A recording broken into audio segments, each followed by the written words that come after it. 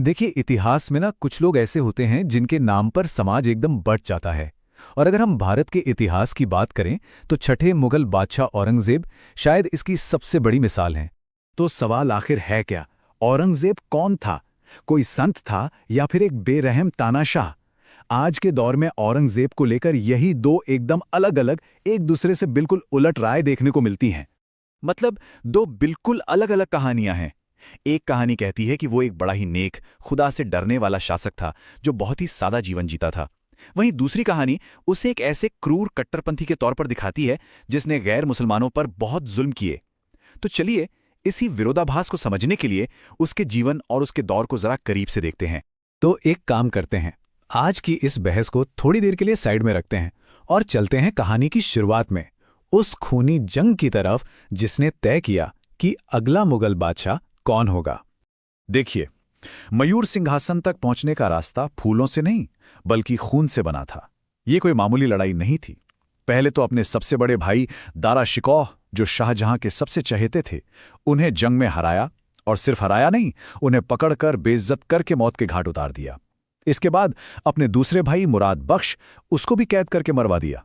मतलब साफ था, सिंहासन के रास्ते में जो भी आया उसे हटाया गया।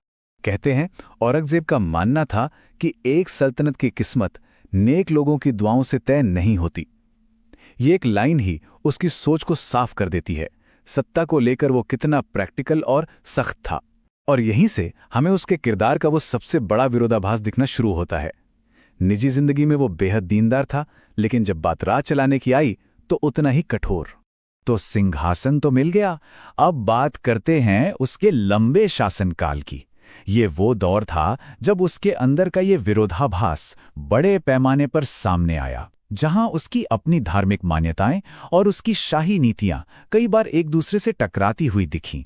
अगर आप एक पहलू को देखें तो औरंगजेब की छवि एक बहुत ही धर्मपरायण, एक तपस्वी शासक की थी। वो बहुत सादा जीवन जीता था, अपने खर्च के लिए टोपियां सिलता था, हाथ से कुरान लिखता था और इस्लामिक कानून यानी शरिया का सख्ती से पालन करता था। लेकिन सिक्के का दूसरा पहलू भी है। इसी शासक ने कुछ ऐसी नीतियां अपनाई जिन्होंने साम्राज्य को अंदर से हिला दिया। गैर मुसलमानों पर जजिया कर दोबारा लगा दिया गया। कुछ खास हिंदू मंदिरों को तोड़ने के हुक्म भी जारी हुए और सिखों के 9वें गुरु गुरु तेग बहादुर को दिल्ली में शहीद करवा दिया गया। इन फैसलों ने साम्राज्य के एक बहुत बड़े हिस्से को मुगल सल्तनत से हमेशा के लिए दूर कर दिया। चलिए अब कहानी के उस हिस्से में चलते हैं जो शायद उसके शासनकाल का सबसे लंबा और सबसे थका देने वाला दौर था। ये था दक्कन का वो युद्ध जो कभी खत्म ही नहीं हुआ। 27 साल। जरा सोचिए इस नंबर के बारे में। 27 साल। एक बादशाह अपनी जिंदगी के 27 साल अपनी राजधानी से हजारों मील दूर लगातार लड़ाइयों में गुजार देता है।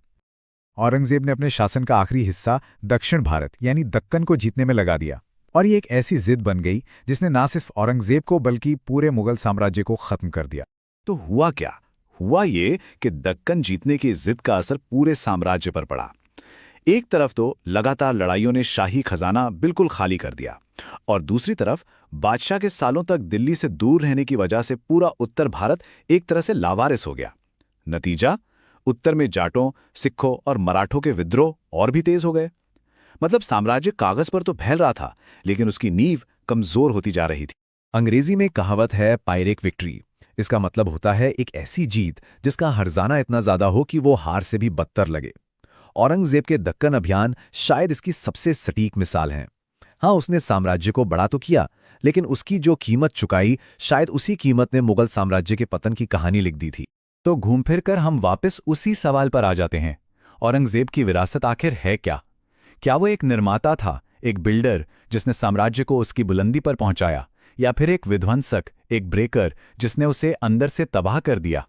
और जब 1707 में औरंगजेब की मौत हुई तो पीछे जो साम्राज्य वो छोड़ गया वो नक्शे पर तो बहुत बड़ा था, बहुत विशाल था, लेकिन अंदर से वो पूरी तरह टूट चुका था। और देखिए, यही है औरंगजेब की विरासत का सबसे बड़ा पैराडॉक्स। एक तरफ उसने मुगल साम्राज्य को उसकी सबसे बड़ी सरहदों तक पहुंचाया। इतना बड़ा साम्राज्य किसी और मुगल बादशाह ने नहीं बनाया। लेकिन दूसरी तरफ इसी की कीमत एक खाली खजाने और एक बुरी तरह बटे हुए समाज के रूप में चुकानी पड़ी। उसने साम्राज्य बनाया भी और शायद अनजाने में उसे तोड़ने की शुरुआत भी उसी ने की।